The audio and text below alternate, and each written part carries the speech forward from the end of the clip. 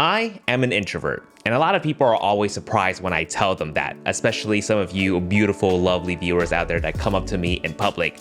The truth is, I have minor social anxiety. If I was at a restaurant and they brought me the wrong order, I'd probably just eat it anyways and not say anything. Just kidding, I'd burn that whole restaurant down.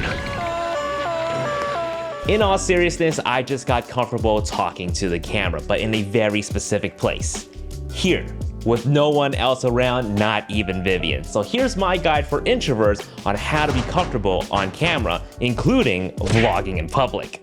Number 1. Start by doing voiceovers only. It's completely nerve-wracking to set up a camera in front of you and expect yourself to make a 10-minute video under 5. Now, if you tried this before, you would remember that stressful feeling wondering if you sounded stupid, or if you rambled on too much, or if you say a lot of likes, buts, and ums. And if we get caught up with those feelings, we would constantly have to restart our videos over and over and over again until we burn ourselves out. The problem is, people like us, we tend to overthink it and we would get all disorganized in our brains. So my advice is to write a script and record your voice only, and just film a ton of B-roll. There are a lot of successful YouTube channels out there that hardly ever show their face and do purely voiceovers. Some of my favorite channels that do this are Charlie from Emergency Awesome, ETA Prime, and Doobie Doobop. In fact, it's a very common YouTube trick to crank out a video fast. And it goes without saying, but do it in an environment that is comfortable to you, where you can truly be yourself. For me, it's being in a room alone. There's like literally no one else in here. I can say whatever I want, things that can get me canceled. Hot take, I think belongs on is better than a. Make sure to edit those out. Number 2, when you do your voiceover, don't just read, present. Add some pizzazz to it, some flair into your tone. Channel your inner Saul Goodman. Did you know you have rights? Constitution says you do. And so do I. And that's why I fight for you, Albuquerque. Better call Saul. Okay, maybe not go overboard, but just do what's true to you. What I find helps is to write the script in a way that you would speak it. I script all of my content, including this one, in full-blown sentences. Some people can do bullet points, but I can't. I need to write it out, or else I would derail myself and become a train wreck. Now, this doesn't mean I won't improvise. Sometimes when I'm in the heat of the moment during my delivery, I really get into what I'm saying, I might add some extra thoughts to the topic that wasn't on the script. It helps just keeps the video more loose, it feels more human, you know, make it a little bit more conversational.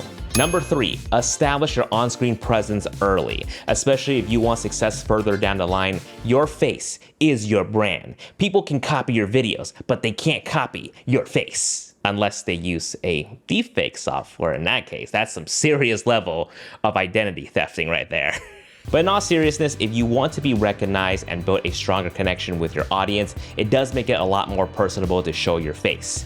With the ongoing ADHD epidemic of TikTok and Instagram Reels, you can make a piece of content that can go viral, but if you don't show your face, people may not recognize your work in subsequent videos unless your style is really unique and distinct. That's not always the case, but showing your face does help. Now, you can continue doing the voiceover trick I taught you earlier, but try to memorize the first and last line of each paragraph. This has always been my not-so-secret YouTube trick.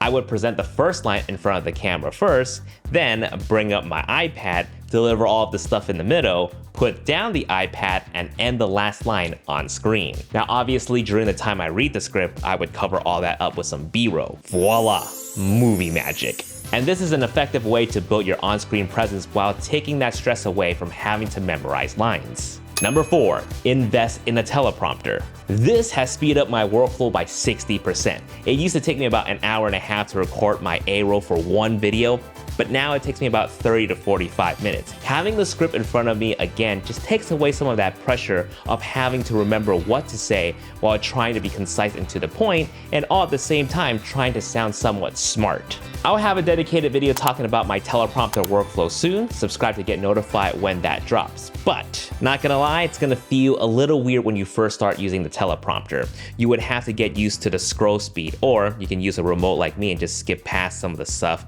if the teleprompter teleprompter is moving a little bit too slow.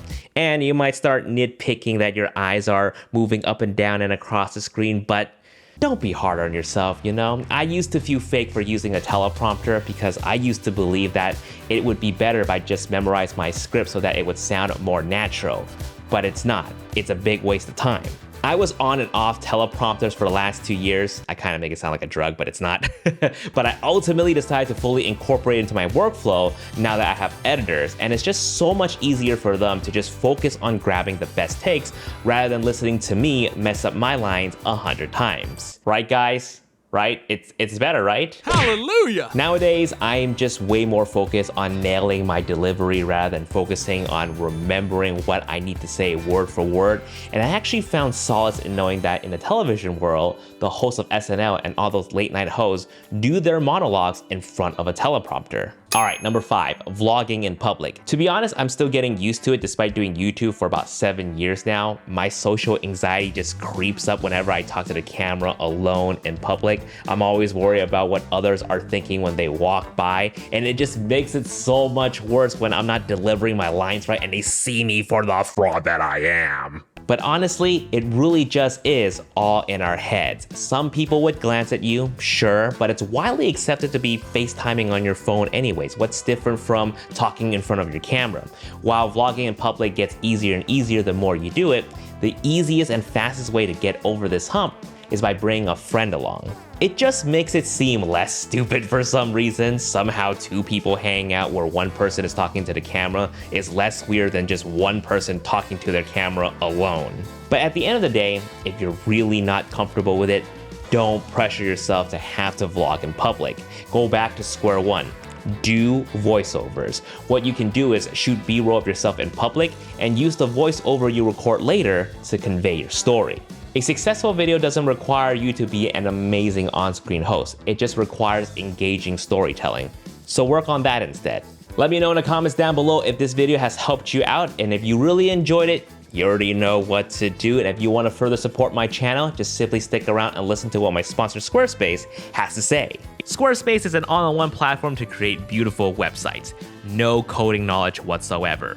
Perfect for people like me because I just want to make YouTube videos for you guys and not have to worry about coding my entire website. Simply just select one of their templates to get started. Every aspect is easily customizable with their drag and drop feature. Whether you're in need of a portfolio, an e-commerce store, or even a simple blog, design it with Squarespace. Use my link down below to test it out, and when you're ready to launch your first website or domain, use my code JASONVONG to save 10% off. Guys, thank you so much for watching. I'll see you guys in the next video. Peace.